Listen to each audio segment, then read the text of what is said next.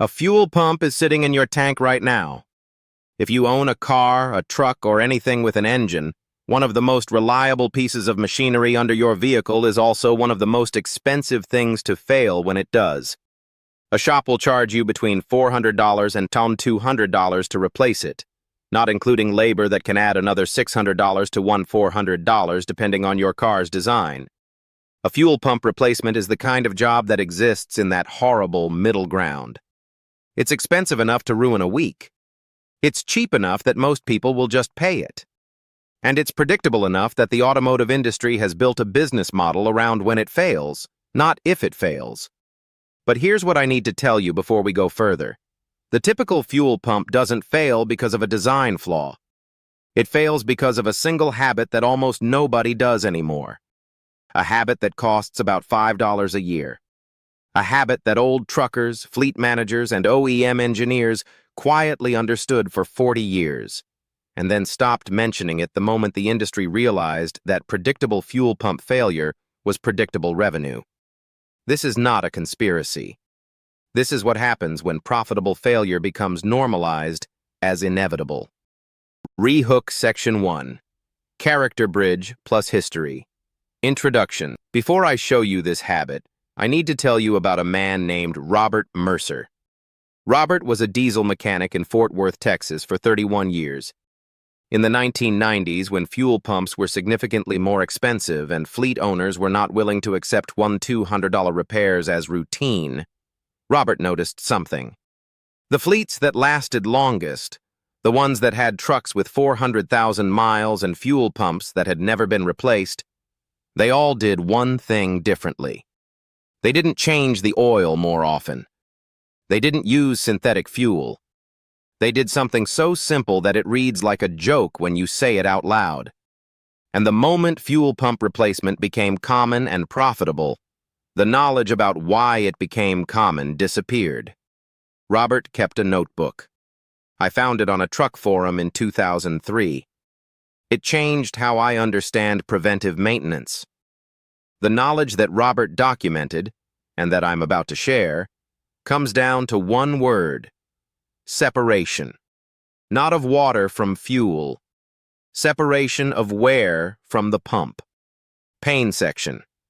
The symptom scene, second-person immersion. You're driving at steady highway speed. The fuel tank is down to a quarter. Your engine does something you've felt before but can't quite name. A tiny hesitation, like the engine is thinking. Not a stall, not a miss, just a moment where the fuel supply wavers. You feel it most on hills. You feel it when the car is hot. You feel it on cold mornings, right when you start driving. You assume something is wrong with your fuel filter. Maybe the fuel injectors are dirty. Maybe it's an oxygen sensor. So you go to a shop. They plug in a scanner. No codes. Your truck is fine, they say. It might be the fuel pump starting to go. You can drive it, but I'd get that replaced before it leaves you stranded. 2 years later, you're stranded. A fuel pump operates submerged in gasoline. It's an electric motor with bearings and a rotor. The fuel itself cools the pump and acts as a lubricant for the moving parts. This is brilliant engineering. It's a motor that survives in an environment that would destroy any normal motor in hours. But it also means that the pump's lifespan is directly tied to the quality and consistency of what's around it. Modern gasoline is a chemical cocktail that includes detergents, dispersants, and stabilizers. Over time, particularly in the bottom of a fuel tank, these chemicals break down. They leave behind varnish, sludge, and a kind of chemical sediment that doesn't dissolve back into the fuel. That sediment scratches the bearing surfaces. It causes drag on the rotor. It accelerates wear. A fuel pump that should operate for 200,000 miles operates for 80,000. And the industry doesn't profit from fuel pumps that run forever. I want to be very clear about something before I go further.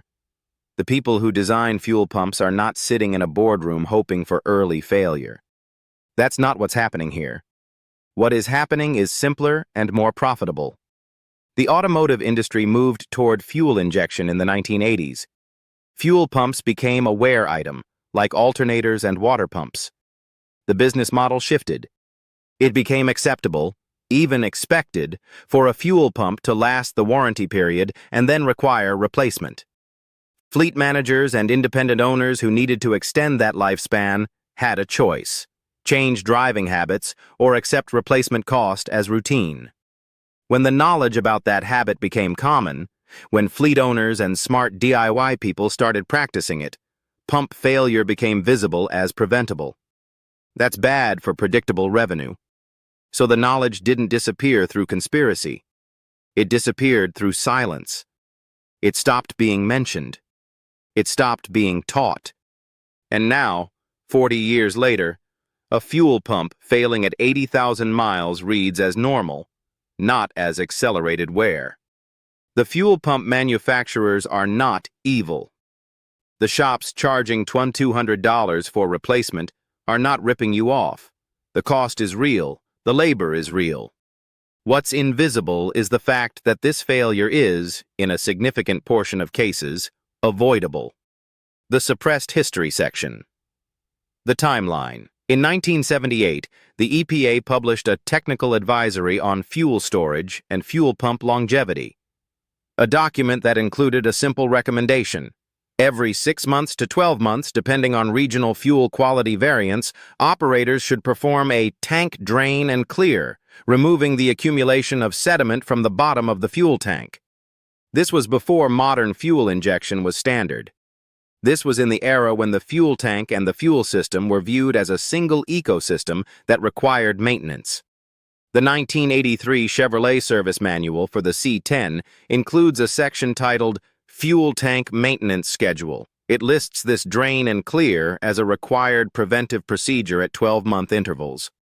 1985 Ford F-Series manuals include the same procedure in the scheduled maintenance section. By 1995, the procedure had disappeared from all manufacturer documentation. Fuel became viewed as a substance that flowed through the tank to the engine, not something that lived in the tank and required stewardship. Computer-controlled fuel injection allowed OEMs to tighten tolerances on the fuel system. Finer tolerances meant that any sediment caused damage faster. But the solution, maintenance of the fuel tank itself, stopped being mentioned. The question is not why, in a conspiratorial sense. The question is, what changed in the business model that made fuel tank maintenance profitable to forget? By 2005, no mainstream manufacturer included fuel tank sediment removal in their scheduled maintenance. The knowledge had been erased from the culture so thoroughly that a mechanic trained after 1995 likely never heard it mentioned as a legitimate procedure. Authority section. The named source plus mechanism. Robert Mercer documented that fleets in Texas that performed a quarterly tank inspection and purge, his words, maintained fuel pumps for an average of 187,000 to 240,000 miles before requiring replacement, whereas matched fleets that did not perform this maintenance required replacement by 95,000 to 115,000 miles. His data spanned from 1987 to 2001. The difference was not in oil quality, not in fuel grade, not in driving habits. It was solely in sediment management. The mechanism is this. A fuel pump operates with bearing clearances between 0.003 and 0.007 inches, that is, 3 to 7 thousandths of an inch. A particle of sediment 0.015 inches in diameter is large enough to cause scoring. Particles of that size accumulate in the bottom of a fuel tank in the form of a sediment layer. As the fuel level drops, the pump intake sits closer to this sediment bed. During acceleration, pitch changes, or cornering, sediment becomes suspended in the fuel column, bearing surfaces. Once those surfaces are damaged, the bearing friction increases. The motor works harder. It generates heat. The bearing surfaces continue to degrade. This is not a slow decline. This is an acceleration curve. A pump with surface scoring at 60,000 miles will likely fail catastrophically by 90,000 miles. This is not folklore. The wear mechanism is physics. The rate is documented. The prevention is elementary. The exact procedure section. The $5 habit, step by step. The habit is this. Every 8 to 10 months, or every 8,000 to 10,000 miles, whichever comes first, you will perform a fuel tank purge. This is the entire procedure. Step 1. Drive your vehicle until the fuel level reaches 1/4 tank or lower. Do not go below a 1/4 tank. You need fuel volume remaining to ensure the pump continues to function during this process. Step 2. Purchase a fuel system cleaner additive. Specifically, use a product labeled for fuel tank sediment removal or fuel system de-sludging, not a fuel injector cleaner, not an octane booster. Brands like Chevron Techron Concentrate Plus or the equivalent marine fuel system cleaner, marine formulations are often stronger for this purpose, are appropriate. Cost, between $4 and $8 per bottle. This is the entire $5 habit. Step 3. Pour the entire contents of the additive bottle into your fuel tank. Follow the instructions on the bottle regarding the fuel capacity of your vehicle. Some additives are proportionally metered by tank size. Do not overdose. Step 4. Drive the vehicle normally for the next 3 to 5 driving cycles. That is, until you've started and fully warmed the engine at least 3 times. Do not cruise at highway speed exclusively. The agitation of city driving and varied throttle input helps the cleaner suspend sediment throughout the fuel tank. You will see no external symptoms. You will not feel the car running differently. This is correct. Step 5. Drive to a fuel station where you feel comfortable idling. Let the car sit at an idle for approximately 10 minutes at varying throttle positions, not aggressively, just gentle throttle blips every 30 seconds to help any remaining sediment settle back to the bottom of the tank. Then drive home and resume normal operation. That is the entire procedure. It takes 1 fuel tank cycle, 1 additive bottle, and 1 10-minute idle. Cost, $5. Time, 0 additional time since you're buying gas anyway. Honest. Caveat section. What this does and does not do. I need to be direct about the limits here. This procedure does not remove sediment that has already caused bearing damage. If your fuel pump is already failing, if you have the hesitation I described, or if you're hearing a whining noise from the fuel pump, this additive will not repair that damage. The bearing damage is permanent. The pump will still need replacement. This procedure is not a fuel injector cleaner. It does not dramatically improve cold start performance or fuel economy. What it does is suspend and flush sediment that has accumulated in the tank. It buys you 150,000 additional miles of pump life, not a 50 horsepower increase. If you're expecting a noticeable performance change, you will be disappointed. There is no noticeable change. That is not a failure of the procedure. That is a sign it is working subtly. This procedure does not eliminate the need for fuel filter changes. Your fuel filter is still the first defense against sediment. Change your fuel filter at manufacturer intervals, typically 15,000 to 30,000 miles depending on your vehicle. The fuel tank purge supplements filter maintenance. It does not replace it. What it does do, if you perform this procedure every 8 to 10 months, the sediment accumulation rate will remain below the threshold that accelerates bearing wear. A fuel pump that would normally fail at 85,000 miles will likely operate until 180,000 to 220,000 miles. The difference is not theoretical. Empowerment section.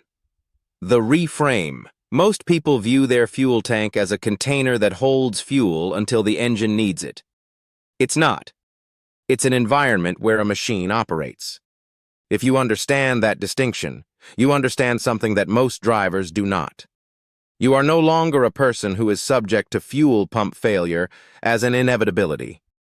You are a person who understands the mechanism of that failure and has elected to prevent it. That distinction changes how you relate to your vehicle. You move from being a consumer of repair services to being an owner who understands what you own. The habit requires no special tools, no expertise, no shop visit. You buy a bottle of additive every 9 months and pour it in your tank. That's the entire leverage point. For $5 every 9 months, you extend the life of a component that would cost $1,200 to replace.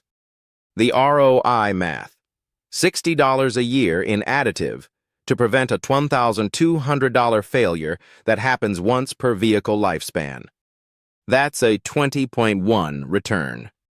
Transmission section: real-world validation plus counterargument. Someone is going to say, if this were true, why would manufacturers stop mentioning it?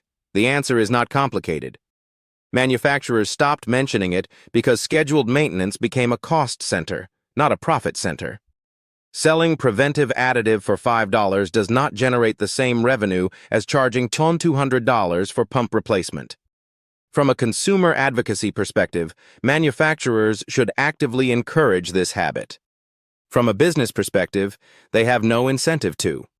Someone will also say, my grandfather drove trucks for 50 years and never did this, and he never had a fuel pump failure. That's possible. Older vehicles had coarser fuel tolerances.